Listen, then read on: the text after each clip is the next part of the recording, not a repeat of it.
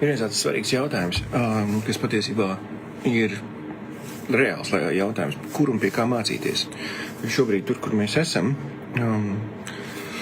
sabiedrības telpā, kur mums ir ļoti daudz informācijas un piekļūs it kā no vienas puses arī daudziem guru un cilvēkiem, kas kaut ko daudz sasnieguši, un arī tas piedāvājums ir milzīgs. Tas ir reāls jautājums. Es tieši šonadēļ saņēmu jautājumu no viena mūsu klausītāja, Helvija, kurš citu uzrakstīja, pats no sevis uzrakstīja tādu pagarēju pastu. Pirmkārtām paldies, Helvija, ka tu uzrakstīji. Un viņš uzrakstīja par to, ka viņš jau ilgāk laika klausās un ka prāt rītrosums viņu nodara. Un tas patiesībā jau ir maziņ tāda atkāpe no šīs tēmas. Es gribu pateikt paldies ikvienam, kas jūs mums. Es jau lasu tos e-pastus, biežāk dažreiz man kolēģis palīdz, bet rītī paldies, ka jūs uzrakst, jo cik es tā noprotu to klusu, nevarētu teikt slepeno, bet to kluso, prāt, rītrosums klausītāji ir diezgan daudz, vismaz pēc skatījumiem un klausījumiem visās platformās. Mēs redzam to, ka ir daudz. Šodien mums ir kaut kā tā sanācis, ka mums tiešām viss tiešais raidījumi. Labs rīts, Marija, Klauri, Ērika un Krista un Jānim arī labs rīts. Kad ir daudz tie klusie, prāt, rītrosums klausītāji. Un pirmkārt, paldies jums par to. Un otrkārt iedrošinājums to, kad jums kaut kas noder, uzrakstiet reizi ceturksnī, reizi pusgadā, minimums reizi gadā uzrakstiet. Jo es nenoliekšu to, ka man ik pa brīdim iezogas jautājums sevī, tāds, vai man šito vajag turpināt. Kāpēc? Tāpēc, ka mums, pamatdarbā, ko mēs darām, kas ir valoda apgūve, ļoti daudz ko studēt, ļoti daudz ko darīt, un foršas lietas, ko darīt, tiešām tādas, kur es arī, kā profesionāls, esmu nepieciešams komandai, un plus vēl tas konteksts, kurā mēs darbojamies, un projekti, pie kuriem mēs varam darboties, ir labs, un neviļus ik pa brīdim iet pagaid, bet varbūt šis tomēr nav gudri. Jo, kā jūs esat daudz, kur arī prāt rītrosamies minējis, un tā ir taisnība, ka ceļš uz vienu izcilu, viņš iet caur daudziem nē. Un man vērojot jaunus uzņēmējus, kurš man arī pat pietuvināt pazīstami ir, kur es redzu, viņi to dara un šito dara, un te viņi tādas lietas dara, un te viņi pēkšņi to dara, un atkal šitādi citu projektu palaiž.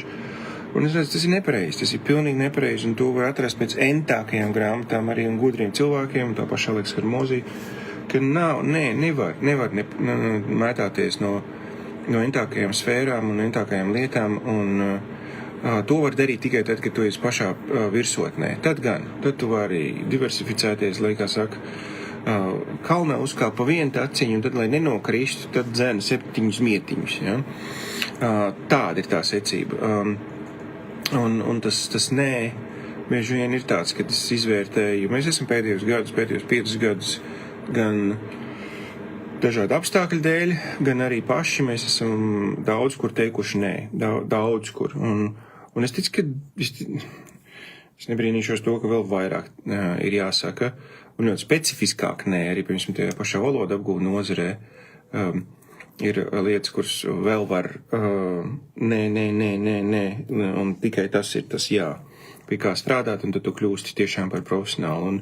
Bet Helvijas uzrakstīja garu e-pastu par to, kas viņam noder, prāt rītrosmēs, un ka viņam ir konkrētas lietas, kas viņu uzrunā, un viņam bija arī vairāk jautājumu. Viens no tiem jautājumiem bija šāds. Un es lasīšu, ko viņš raksta. Helvijas raksta, ka jūs daudz pieminat, atsaucaties un rekomendējat piedalīties un investēt dalībā augstu līmeņu konferencēs un apmācību ciklos. Helvijas saka, ka pilnībā piekrīt un atbalsta šo ideoloģiju. Labs vārds ideoloģija. Manuprāt, mūsu pārsātinātajā ikdienas informācijā ļoti grūti, īpaši viegli ir apjukt. Tad ir grūti saprast, kur tiešām ir tie vērtīgie un kur ir kārtējie coaching kursi. Ļoti labi salīdzinājums patiesībā. Pilnībā apzinos, ka vērtīgie katram ir arī atšķiras, balstoties uz industriju, personīgu izglītību un mērķiem. Ļoti pareizi vēl izdomā. Bet ceru, ka doma sapratāt, kā lai atrod un uztic tiem pat tieši īstajiem un labajiem kursiem. Šeit neiet runa par izmaksām vai cēnu, tas ir jau žetons, bet kā lai neuzķers uz kārtējiem kursikiem, kuros pasaka tieši neko jaunu un sajūt, ka es pats varētu labāk to izstāstīt. Tic, ka jums ir plaša pieredze šajā un ir iespējams, jums ir kādi tips un triks, pēc kuriem vadīties, lai vismaz pareizā virzienā skatītos. Ļoti, ļoti, ļoti labs un adekvāts jautājums. Un tik tiešām tā arī ir. Man arī ir bijuši gadījumi, kad pie manis vēršas kārtējais kursiku cilvēks. Un es nevaru pats, kā konsultanti, un es nevaru pacelt. Jo es neticu. Pirmkārt, tāpēc, ka tam cilvēkam nav seguma. Viņš pats ir aizbraucis, vienreiz, divreiz pie Tonija Robinsa un no kaut kur un sāpojies karstu gaišu balī un tagad manifestē kaut kādu kursiku ārā par to, kā es esmu pasaules naba.lv. Tas ir fufels. Un jā, varbūt tas efekts ir vairāk no tās kopā būšanas, ka tev ir kāds, kas tev uzklausa. Varbūt tev vīrs neklausa, saproties, varbūt tev sievas laik zāģē, un tev nav kopienas vispār, kur tevi saprot, un vispār ļauj izteikties, un tu tur sajūties kā savējais. Un tur jau vairāk, vai tam ir jēga, vai tam nav jēga, tas ir otršķirīgi. Tieši praktiski, profesionāli, zināšana jēga. Jo tu tur sajūties kā savējais. Ja, man citreiz arī skatos organizācijas un dažādas pasākumus, un tagad arī skatos TikTokā es redzu Liepājā kaut kāds meiteni taisīs liels pasākumu, un es skatos. Un es domāju, varbūt tā vietā aizējam nopelnīt naudiņu, pirms taisam kursiņus. Nopelnam normāli piķi, un tad taisam kursiņus, Nopelnam tā, ka mums ir 10,000, 100,000, un tad attaisam konferences zāles atslēgas un kaut ko kladzinam. Nevis bet tas varētu, man taču ir cilvēki, kas man seko. Mēs taču varētu nopelnīt kaut ko. Un tu nopelnīsi. Nopelnīs 500. Nopelnīs varbūt pat 3,000. Es zinu Latvijas semināru cenas, un kontekstu un atsaucību, un kaut kas. Vai tas ir tā vērts? Vai tam ir pamatojums? Respektīvi, kad, es varu nodrošināt tiem cilvēkiem tiešām labas zināšanas, bet, tādā pat laikā tos, ko es esmu redzējis, kas sadegās, iedegās par kursiku ideju, viņas apstādināt ir neiespējami. Un es saprotu, ka tas nav arī mans darbs, lai iet un sitās, un lai pieviļ tautu, un pēc tam jau bumerangs jau lido apakaļ arī. Un tad jau kā Jēzus laikā. Ja tas ir no Dieva, tad tas turpināsies, un ja tas nav no Dieva, tad viņš ātri nomirs. Un ļoti daudz jau arī ātri nomirst. Un ko nozīmē ātri? 2-3 gadi, un tā lieta ir beigusies. Citreiz cilvēkiem entuziasms un spīts ir diezgan labā slānī. Un tad viņi daudz ko iet un dara. Un ilgi dara. Līdz beidzot saprot, ka tas nebija īstenībā priekš manis. Bet tagad tu esi tas parastais cilvēks, kā Helvijs, kurš grib saprast pagaidi, uz ko iet un uz ko neiet. Labi, es piekrītu, kā Helvijs rakstīja, ka ir dažādi nozari, kursi un apmācības, un tur, protams, jāmāk izvērtēt pēc tā, kas ir tas, kas runātājs. Man savā laikā mācīja tā, paskaties, viens no kritērijiem, paskaties uz to, kāda rezultāti ir tiem cilvēkiem, kas mācās tajos kursos. Ja viņiem ir tāda paša vai līdzvērtīgi rezultāti kā tam, kurš māca, pieņemsim par to tēmu, tad visi forši. Tad var iet un mācīties. Tas būtu pirmais. Tie profesionālajā jomā es vairāk skatītos, vai tas ir teorētiķis, vai tas ir praktiķis. Un es varbūt pat izaicinātu maksāt labu naudu par konsultācijām. Piemēram, mēs tagad arī. Mums ir 3 projekti, un varbūt pat šodien vai nākamnedēļ es meklēšu rokā pāris tiešām mākslīgā intelekta speciālistus un tāds ļoti, ļoti augsts rauds. Mēs vienkārši, kas tur kaut ko bišķiņu pačām dījušies un varbūt ar aģentiem pat mācās. Nē, tādi džeki, kur kladītēji programējuši ar zīmolu un pildspālu. Tādi riktīgi, kas ir kārtīgi izurbušies tie lietai cauri. Un es maksāšu par konsultāciju. Mums ir 3 projekti. Mēs redzam, varam izdarīt to, varam izdarīt šito, kā mums liekas. Šeit jau 500 eiro, man vajag stundu vai 2, un es ietaupīšu milzīgāko laiku, jo uzreiz var salikt punktiņus uz I. Ja tas ir par biznesu, par mārketingu, par naudas plūsmām, kas ir biznesa struktūra, biznesa administrēšanas, es teiktu, ka vislabākais ir konsultācijas. Ja tas ir par kaut kādām prasmēm, savā laikā mēs braucām mācīties pie Denijas Džonsonas. Ļoti ilgus gadus, 10 gadus mācījāmies pie viņas. Nepārspīlēšu, ja es būšu izteiktu, ka es pie viņas biju pār pa 100 reizēm mācīties. Tieši tā. Jā, tā bija sekta. Un es, pār pa 100 reizēm mācījos viņas semināros. Un 10 gadu laikā, 12 gadu laikā. Un tas bija tā vērts. Un tur bija kaut ļoti interesants prasmes, kuras it kā tu pat kursiku, piemēram, nākamnedēļ arī piekdien, sestdien mums Rīgā ir seminārs, un mēs kārtīgi atkārtosim vienu no tām prasmēm, ko mēs mācījāmies pie Denijas, form. Un mēs ar Gunitu mācīsim no mūsu pieredzes, kā tas ir Latvijā. Ja mums būs arī džems, tad personība tīpi. Fantastisks, 2-dienieks būs beiglabais. Un tās ir tādas prasmes, kuras, ja tu uzliktu, piemēram, uz afišas, tad lielākajai daļai liktos.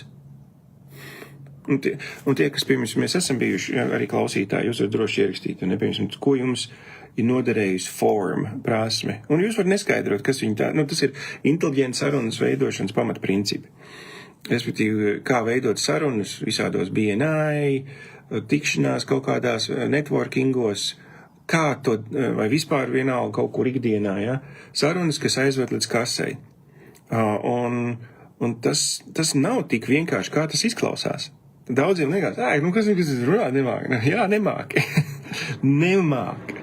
Ko es tu minēju pēdējo reizi arī, ka mēs bijām ar Gunitu, tas bija pirms pāris nedēļām, ka es tu minēju, mēs bijām tādā 2 BNI sapulce kopsanākšanā Rīgā kopā.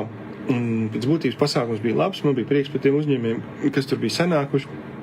Un man ir prieks, ka viņiem ir atbalsta tāda organizācija tam līmenim, tajā posmā, kur viņi katrs atrodās, un viņi tur cenšas, un cipari arī Latvijas kontekstam ir ok, kur viņi tur viens otru iesaka citiem klientiem, un visi forši, bet piemēram, viena lieta, kas bija garām, bija tas, kad nemāk cilvēku runāt.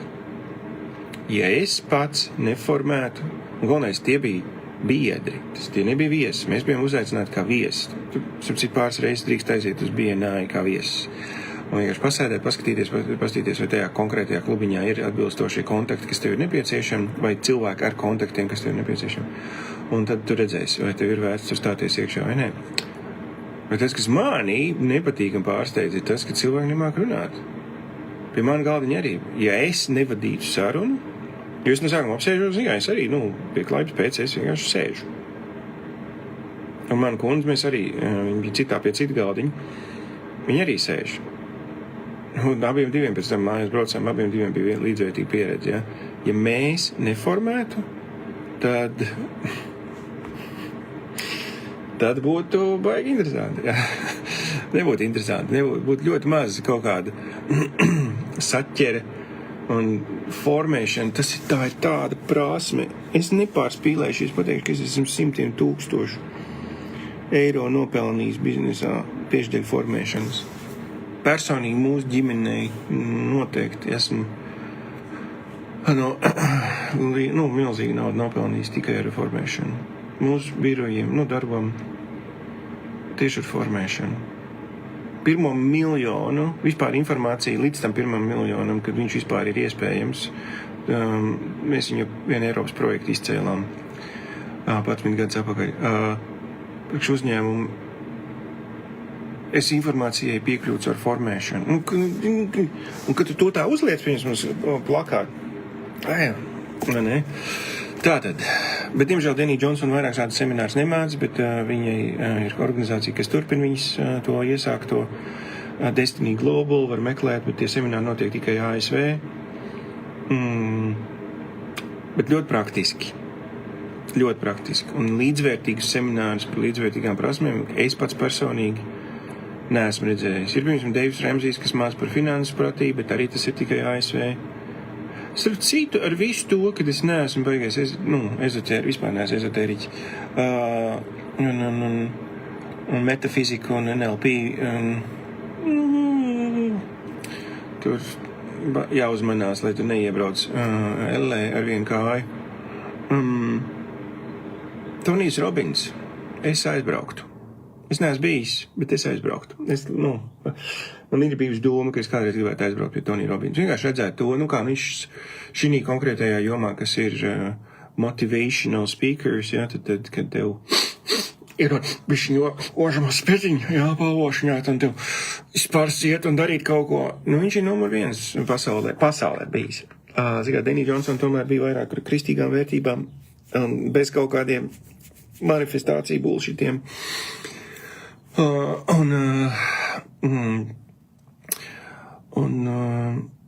Tas bija cits flanks, bet pie Tonijas es pats pat gribētu aizbraukt, vienkārši pastīties, kā viņš ir saorganizējis pasākumu. Un tur ir vērts varbūt uz tiem pārsdienniekiem aizbraukt un paskatīties funktieri un mēģināt, tur vienīgais jābrauc ar baigāko filtru, lai tu nepievācies ar kaut kādu nepareizu ideoloģiju. Bet es to saku no savas perspektīvas, izteikti kristīgas pārliecības par to, ka es neesmu kļūda, bet es esmu inteliģenti radīts, un to arī. Un Tonijs, viņš nav pie šīs pārliecības, un tad vienmēr jāmāk izvērtēt ir, lai tu nesaduļķo savu dvēseli. Prātsapcīt ir baigā svarīgā figņa. Ir jāskatās tam līdzi. Tā kā es ieteiktu, man atbildi Helvijam ir šāda. Ja tev ir padomā kāds seminārs, uzraksti mums e-pastu. Vai kāds speakers, vai vēl kaut kas. Un, protams, es nemācīšu atbildēt par urbiem, kaut kādām dziļi specifiskām nozaru niansēm, bet ja tev kaut ko redzi, kursikus vai speakeri, uzraksti man. Tā bija mana priekšrocība, tad, kad mēs darbojamies tos 10 gadus ar Denijas Džonsons komandu, mēs braukājām apkārt pa pasauli, mēs redzējām daudz, kur visādas aizkulises, un man dažkārt ir bijis jaunajiem, kas pie mums piesakās darbā, tur kaut ko grib pa mārketingu darīt, un kaut kas, es saku, nosauc vārdu, uzvārdu pasaulē, un es tev pateikšu, vai es esmu pie viņa bijis mācīties, vai es zinu cilvēks, kas ir bijuši mācīties, vai tas ir legit vai nav legit. Jo ir cilvēki, kas ir pilnīgs fufels, un joprojām jaunieši, labi, šobrīd varbūt neviens baigais jaunietis mums neklausās, bet tie, kas zinās, viņam tāds Tais Lopes, viņš 10 gadus pie Lamborghini ar meitenēm, ar īsiem svārtiņiem fočējās un bildējās, un tagad džeku paņēma priekšā par 130 miljoniem. Daudz ir, kas ir aizraušies pārdošanā, ar to, tādu Grant Cardone, arī full of shit, hot air. Tur varētu iet, un tāpat laikā ir arī leģitīmi, cilvēki, kas pārdod labas zināšanas par konkrētu prasmi, un palīdz to prasmi arī, kas saka, praktizēt. Tā kā viss nav vienā maisā bāžams. Bet to, kad ir jāpadomā, tā ir reāla štēle. Un viens no maniem piedāvājumiem jālaist tur, turēt ēteru, staucot tentākos galvenos vērts, nevērts, un kas ir vērts, tad, tā ir tāda lieta. Tā kā jāmācīties ir jāmācās, un pirmkārtām, mācīties ir jāmācās. Ik pa brīdim ir pat lietas jāatkārto. Tas nekas, ka tu, piemēram, biji kaut kādā konferencē pirms 3, 4, 5 gadiem. Ik pa brīdim lietas ir jāatkārto. Tās apsit bija nianses, ko Denija Džonsona mums labi iemācīja, un es tiešām, kā minēju, pārpasījums seminārus bija. Un tas bija pateicoties arī tam funkcionam, ko viņa teica. Lai tev nesakāp galvā. Bīsties, ka tev nesakāp galvā, ka tu, es vienreiz šito esmu dzirdējis visu. Nav tā, pēc statistikas 4 līdz 6 nedēļas noturās. Vienalga kāda tēma. Labi, kā urpt, varbūt nē, tad tu vienkārši pareizi sāk urpt un viss, vai dziļāk. Bet kas ir par domāšanas veidu, par kaut kādām ieradumu maiņām, ja, prasmju attīstība, 4 līdz 6 nedēļas, un tas, kas ir seminārā bijis tāds, baigi labais, šito es tagad iešu un darīšu, ja, un tu pārnāc mājās, aizies uz darbu nākamajā nedēļā, un tu sastopies ar realitātes sienu, ja, un pēc 3 nedēļu tu esi atsists līdz neatpazīšanai, un tu jau velcies nopakaļ, atpakaļ tai masai, ja, vai tai praksei, kāda tev ir visapkārt, un tev atkal ir vajadzīgs pēc 6 nedēļām, tev ir atkal vajadzīgs vai nu, tev ir mācību materiāls digitālā formātā, un tad var pieslēgties atkal un atkal, bet ja tev nav, tev ir atkal jāvēlkās atpakaļ uz to semināru vai to konferenci, ja viņi notiek tik bieži. Denijai notika pa 6-8 nedēļām. Un tu atkal iegūst lādiņu, tu atkal esi 3 dienas, tu esi atkal sev paskalojis smadzenes, ja, tieši tā, paskalojis smadzenes, jo tur ir tik daudz visādu sūdu iekšā un grūžu, ja, un visādu nepareizu funktieru un aizspriedumu, un kaut kas, viņas ir jāskalo. Un velcies apakaļ, saproties savā realitātē, un tu atkal dabūni papīri. Un tā tu velcies un šurp, turp, ja. Un vienā brīdī tev ir gan cietā kāda, un tev vairs nesāk, ka tu dabūni papīri, un tu neapstulpsti. Gan arī tu esi vairāk ietrenējies jau to prasmi, un nu jau pēc kaut kāda laika tas gūst virsroku, un tev mainās tava realitāte. Tā varētu būt viena no lielākajām atziņām, kas ir ļoti svarīga mācīšanās sakarā, kad ir jāmācās atkal un atkal viena un tā pati lieta. Un, jā. Bet, diemžēl, tie konteksti ir tādi, ka tie semināri nav tik bieži. Bet, kas meklēts atrod.